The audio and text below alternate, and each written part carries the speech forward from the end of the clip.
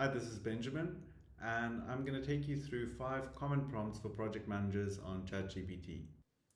So we're going to get started with the first prompt, which is our project charter. So what I prepared for us is a template that we can use. And so we're going to paste that into ChatGPT. And the prompt that we've created here is indicating what the role is that the AI needs to play. And then there's a space here for the project name, which we'll define. And then we're specifying what we want it to include. So we wanted to look at what is the purpose of the project, the objectives, and I've indicated there that it's going to frame it as SMART goals, your key stakeholders, any high-level requirements, and then assumptions that we're potentially making as part of this project or to create this project charter, and then what our success criteria is. And then I've also put some parameters around it, asking it to keep it under 2 pages and just use bullet points for clarity. So that's just to keep this very simple. You can obviously change that as well if you want more of a narrative and your project charter. And then lastly, we're going to provide some project context. So there's a placeholder for that where we just provide about 2 to 3 sentences. So I'm going to paste in my project name. And so here I've just put in a very simple e-commerce site. And then the context that I'm providing it with here is just a few sentences where I'm saying it needs to be delivered within a 3-month period, that it will serve people in Europe, and so it needs to adhere to GDPR and other EU regulations. And then I've also specified what kind of products the e-commerce site will sell and what their focus is. So this will help us define some of the parameters and considerations within the project charter. So I'm going to hit enter and then we'll see what it comes up with. So you can see this one is fairly fast. And so it's indicated here what the project purpose is. It's listed our project objectives as a SMART goal. It's indicating the key stakeholders that you would typically have for a project like this. And then our high-level requirements based on what I've specified. It's obviously expanded on a few things.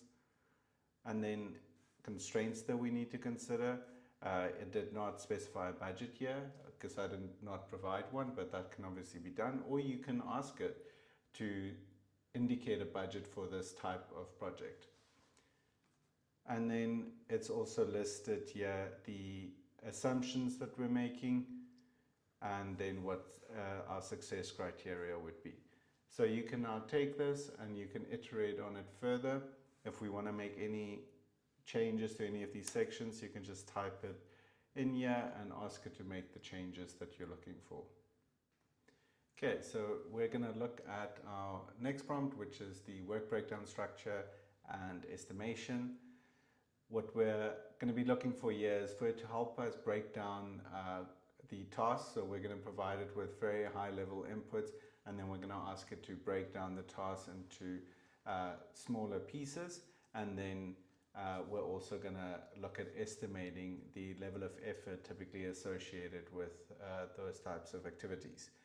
We're also going to use the 3-point estimation technique, and so we're going to be looking at the most optimistic, the realistic, and then the pessimistic estimations, and we'll see what it comes up with, and we might need to iterate from there. So again, I've got a prompt template prepared that I'm pasting in here, and then the only thing that we're going to add in here is our requirements, or you can even specify it as a user story. So I've written out the high-level requirements here, and so what I've indicated is that we want to develop a simple mobile app to track personal fitness goals, including features for logging workouts, setting reminders, viewing progress charts, and user authentication as well. So it's also I've also indicated here that it's going to use React Native, and the backend is going to use Firebase for the data storage and for authentication. So if you don't have these details available, that's perfectly fine, but potentially knowing what technologies your team typically works with, it might be helpful for you to already specify this information, because it will just help you narrow things and provide a better output. Okay, so we're going to hit enter and see what it comes up with. So you can see here it's thinking a little bit longer. It's opted to use the mode where it takes a little bit more time because it's a slightly more complex task. And so it will also tell you here what it's currently busy with, which is quite helpful to follow along and see the stages that it goes through. And so we're just going to wait for it to provide us with its first output.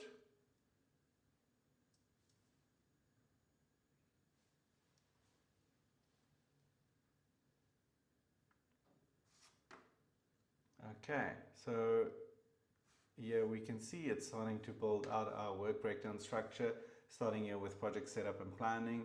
It's provided the requirements and backlogs, so the criteria that it will use to define the actual task or activity.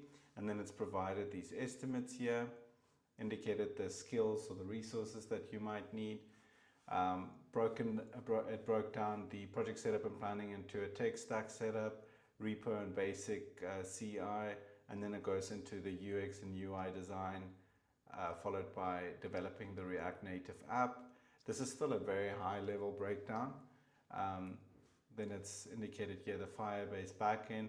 So it's clearly also making a lot of assumptions here in terms of the estimates. So we'll see where we end up with it. But it's done a fairly good job of breaking down these activities if you consider how little information we actually provided. The expected total amount of hours, it indicates here is 244 hours. So it doesn't indicate how that is split up between the different roles. And so we can ask it to do something like that.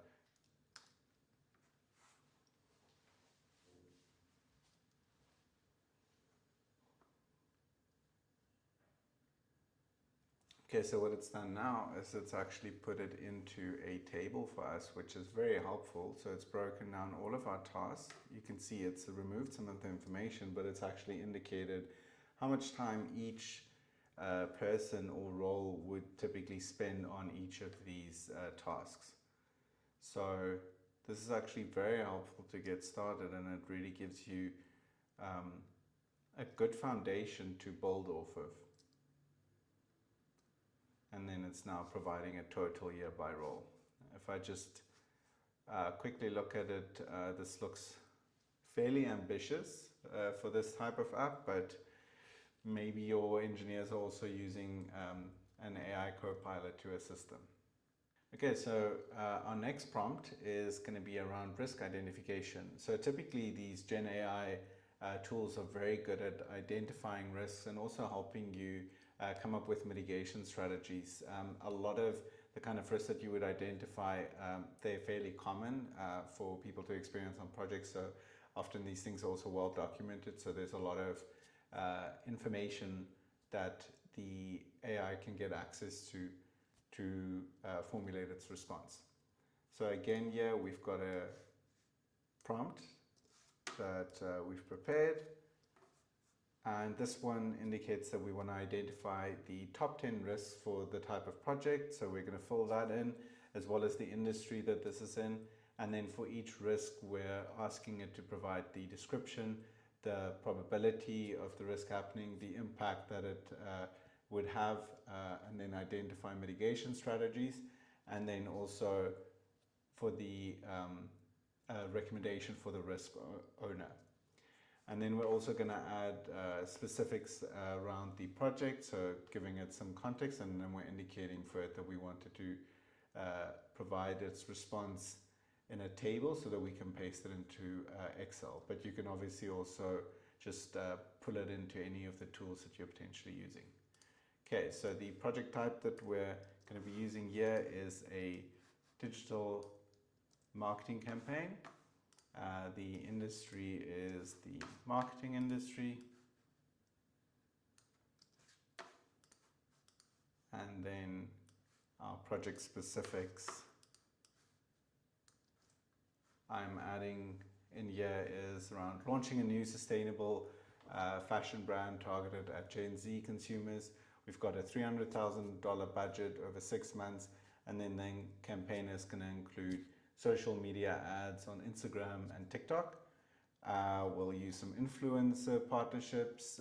We'll use email newsletters and SEO optimized content marketing. We've also indicated the goals here that we want to achieve. And so let's see what it comes up with.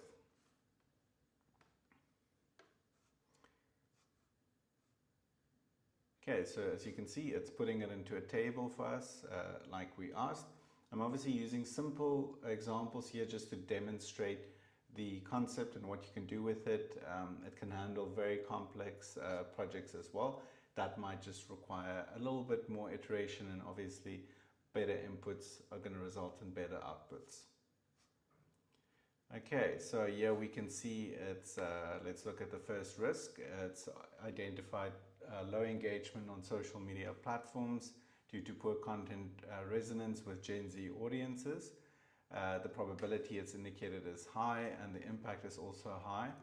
And then it's indicated here the mitigation strategy that we can follow is that we can test this with the audience before we launch. We can use A/B testing and real-time analytics to adjust the tone and the visuals. So this is a fairly straightforward one. You can see there's a number of these that it's identified. Again, you can iterate on it. You can add more context. Maybe some of the risks that identified are not relevant to you. And you can also ask it to come up with more. One thing to keep in mind is that it will likely try to come up with as many risks as you tell it to. So if you tell it to come up with 50 risks, it will come up with 50 risks, but some of them might not be as good.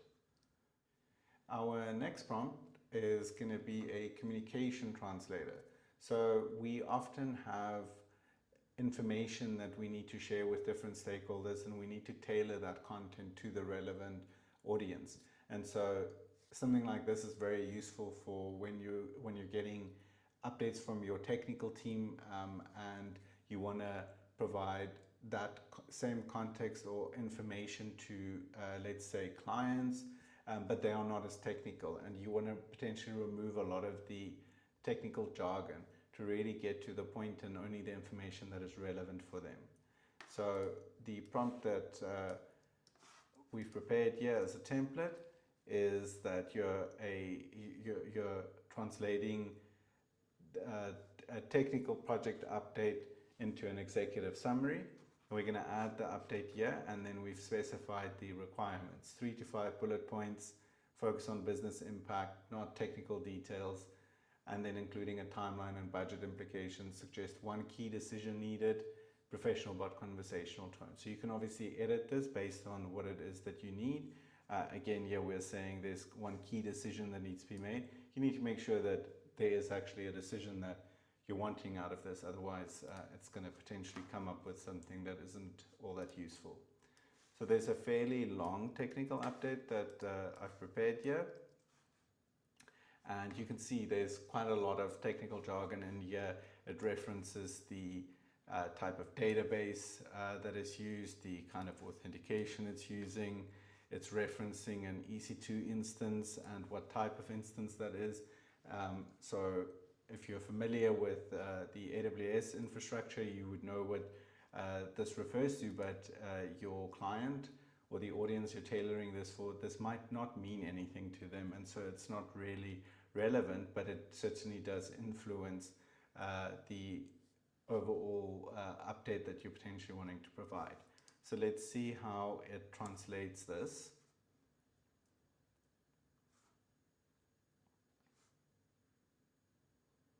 Okay, so it's giving me a very nice short bullet form summary indicating that the admin panel outages limiting access for most users.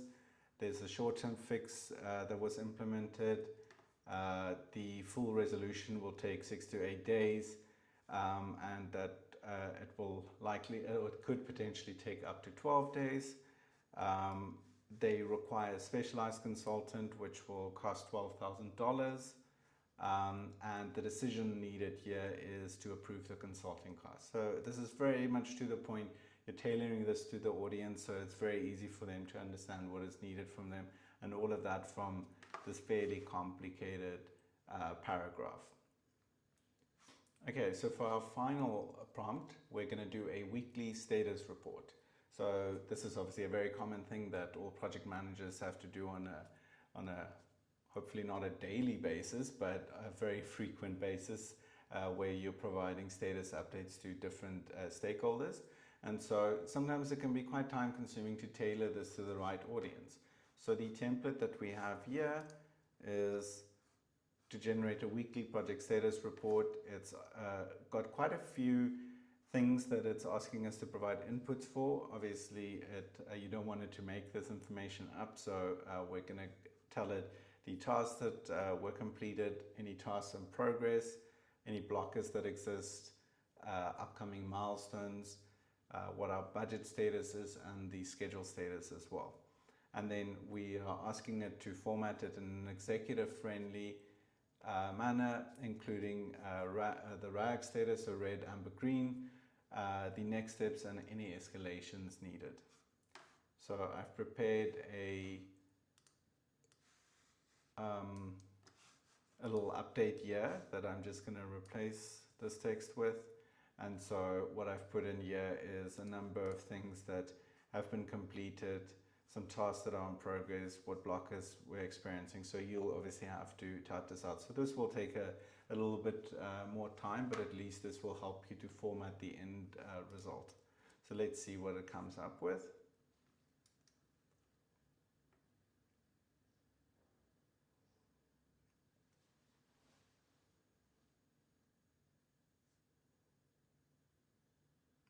Okay, so it's given us a little summary here of the completed tasks and what's in progress. It's indicating all of the blockers here and the potential impact, any of the upcoming milestones with our RAG status,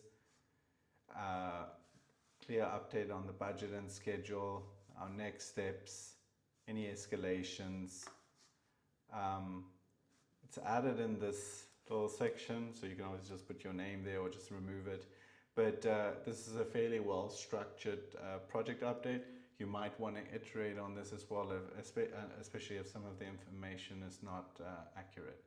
But from just kind of jotting down your thoughts and the updates that you have on the project, this really helps you to format and structure it in a way that's a lot easier for the audience to consume, as opposed to you trying to put this together. Okay, so that's our 5 prompts. Let me know which one works best for you. I've also got all of this information in my Substack article with a link in the description. So make sure to subscribe for that newsletter for future updates like this. Thanks for watching.